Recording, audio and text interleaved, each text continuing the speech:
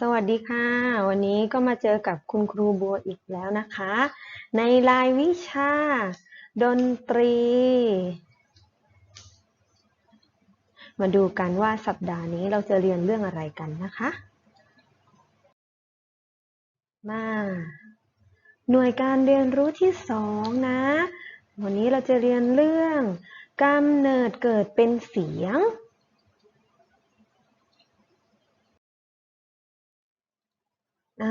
กำเนิดเกิดเป็นเสียง เสียงที่เราได้ยินจะมีลักษณะของเสียง คือเสียงสูง เสียงต่ำ เสียงดัง เสียงเบา เสียงยาว และเสียงสั้น ลักษณะของเสียงเหล่านี้เป็นองค์ประกอบพื้นฐานที่สำคัญในการสร้างสรรค์ผลงานทางดนตรีนะมาดูลักษณะของเสียงกันเสียงเป็นองค์ประกอบที่สำคัญในการสร้างสรรค์ทางดนตรี มีลักษณะสำคัญดังนี้ เสียงที่มีเสียงสูง เสียงต่ำมาดูกันเสียงสูง ที่ครูโบยกตัวอย่างกันนะคะว่าเป็นของเสียงสัตว์อะไร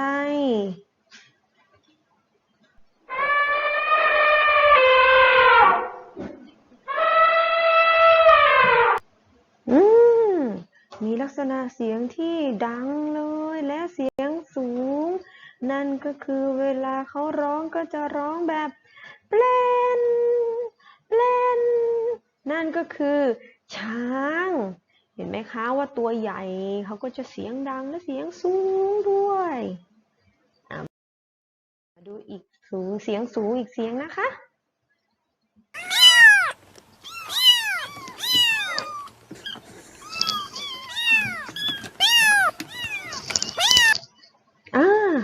ได้ยินแล้วเขาร้องเมียว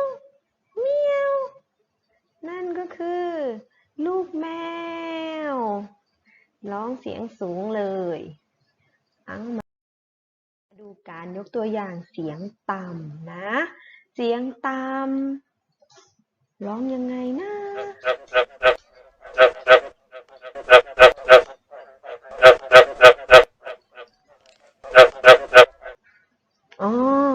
ร้องอบอบอบอบอบอบอบอบนั่นก็คือกบนั่นเองนี่สังเกตดูซิว่าที่บ้านเวลาฝนตก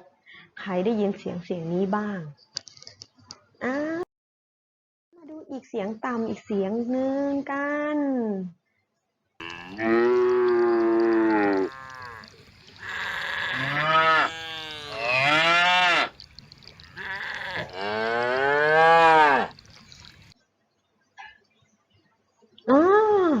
เขาร้องเสียงโมโมนั่นก็คือวัวนั่นเองที่บ้านใครมีใครเลี้ยงหรือเปล่านะมาดูลักษณะของเสียงนะคะเสียงที่มีเสียงดังและเสียงเบามาดูเสียงดังกัน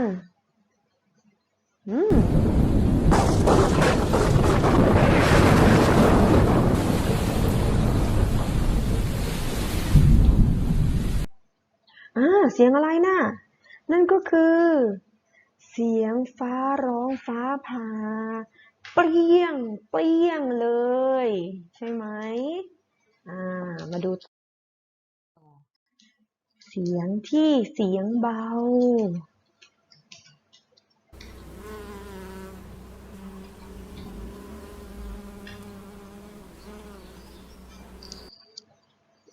ได้ยินหรือยังเสียงนี้นะคะจะเบามากเลยเราจะต้องได้ยินแค่อยู่ข้างๆหูนั่นก็คือเสียงของผึ้งเวลาเขาบินนั่นเองเป็นเสียงที่ของการขยับปีกของเขานั่นเองนะคะจะเสียงดังฮึ่งฮึ่งฮึ่งฮึ่งอยู่ข้างหูหรือจะเป็นเสียงของยุงบินก็ได้ใช่ไหมนั่นก็เป็นเสียงที่เบาเลยนะมาดูลักษณะของเสียงอีกนะคะ นั่นก็คือเสียงที่มี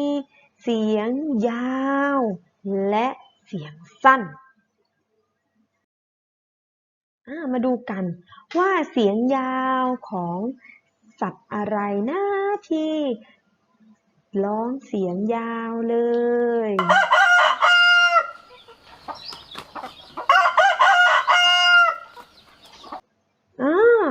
เอกอีเอกเอกนั่นก็คือเสียงของไก่ขันที่บ้านมีไหมเอ่ยมาดูกันเสียงร้องที่เสียงสั้น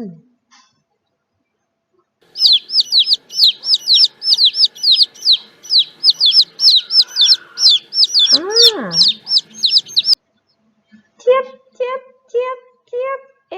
เสียงของใครนะเสียงของลูกของสัตว์ตัวเมื่อกี้หรือเปล่าใช่แล้วนั่นก็คือเสียงของลูกเจี๊ยบมาค่ะครูบัวก็จะฝากใบงานไว้2 สัปดาห์นะคะสัปดาห์ที่1นะสัปดาห์ที่1เลยเป็นใบงานที่2.1นะคะกำเนิดเกิดเป็นเสียงให้เด็กๆสำรวจลักษณะของเสียงรอบๆบ้านนะว่ามีลักษณะเสียงสูงเสียงต่ำอะไรบ้างวาดมาให้ครูบัวดูนะคะแล้วก็ระบายสีและบอกด้วยว่าเป็นเสียงสูงเสียงต่ำสัตว์อะไร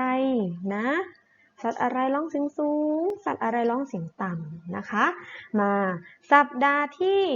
2นะส่วนสัปดาห์ที่2ของเรา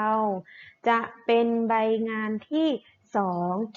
2.2นะคะก็ให้สำรวจเหมือนเดิมแต่เป็นลักษณะของเสียงดังและเสียงเบานะลองวาดรูปมาให้ครูบัวดูแล้วบอกด้วยว่าเป็นสัตว์อะไรแล้วร้องเสียงดังหรือเสียงเบานะคะสำหรับสัปดาห์นี้ก็จบแล้วเจอกันใหม่นะคะสวัสดีค่ะ